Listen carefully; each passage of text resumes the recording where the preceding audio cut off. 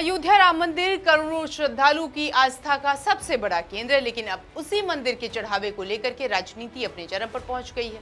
लोकसभा में नेता प्रतिपक्ष राहुल गांधी और राज्यसभा के नेता प्रतिपक्ष मल्लिकार्जुन खड़गे ने प्रधानमंत्री नरेंद्र मोदी को पत्र लिखकर राम जन्मभूमि तीर्थ क्षेत्र ट्रस्ट की वित्तीय जांच की मांग की है। सवाल सिर्फ कथित गड़बड़ी का नहीं है, बल्कि राजनीति का भी है, क्योंकि उत्तर प्रदेश में अब तक इस मुद्दे पर सबसे ज्यादा मुखर समाजवादी पार्टी और अखिलेश यादव रहे। लेकिन अब राहुल गांधी सीधे प्रधानमंत्री को पत्र लिखकर इस मुद्दे को राष्ट्रीय राजनीति के केंद्र में ले आए हैं। तो क्या राहुल गांधी राम मंदिर के मुद्दे पर अखिलेश यादव से आगे निकलने की कोशिश कर रहे हैं? सवाल ये।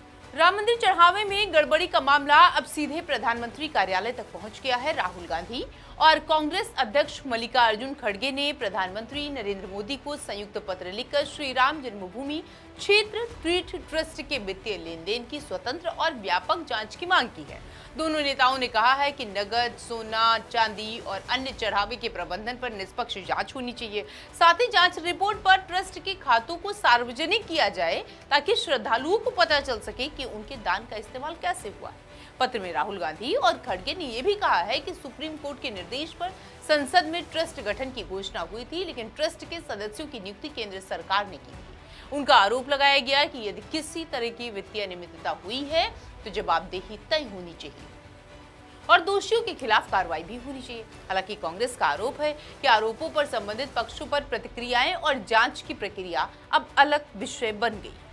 लेकिन इस पूरे घटनाक्रम में सबसे बड़ा राजनीतिक सवाल उत्तर प्रदेश की राजनीति से जुड़ा हुआ है। राम मंदिर चंदे के कथित गड़बड़ी मामले की सबसे पहले और आक्रामक तरीके से समाजवादी पार्टी ने उठाया। अखिलेश यादव लगातार सरकार और ट्रस्ट पर सवाल उठाते रहे।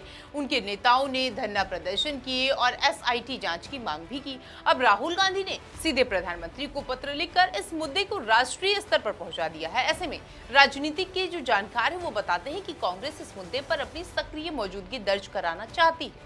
यही वजह है कि चर्चा इस बात की भी हो रही है कि राहुल गांधी इस मुद्दे पर अखिलेश यादव से राजनीतिक बढ़त लेने की क्या कोशिश कर रहे हैं।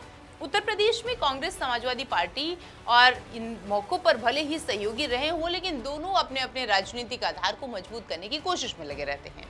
राम मंदिर जैसा भावनात्मक मुद्दा उत्तर प्रदेश की राजनीति में हमेशा अहम रहा।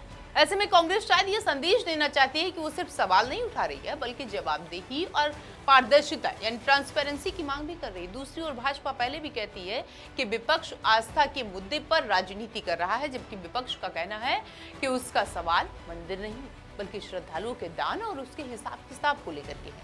यानी एक पक्ष इसे पारदर्शिता का मुद्दा बता रहा है तो दूसरा इसे राजनीतिक अभियान के रूप में देखने की कोशिश कर रहा है। फिलहाल राहुल गांधी का पत्र नई राजनीतिक बहस को जन्म दे चुका है। अब निगाहें इस बात पर हैं कि केंद्र सरकार इस मांग पर क्या रुख अपनाती है और जांच की मांग पर आगे क्या कदम उठाया जाता है। लेकिन राजनीतिक तौर पर एक बात साफ है कि राम मंदिर का मुद्दा अब केवल आस्था तक सीमित नहीं रह गया है।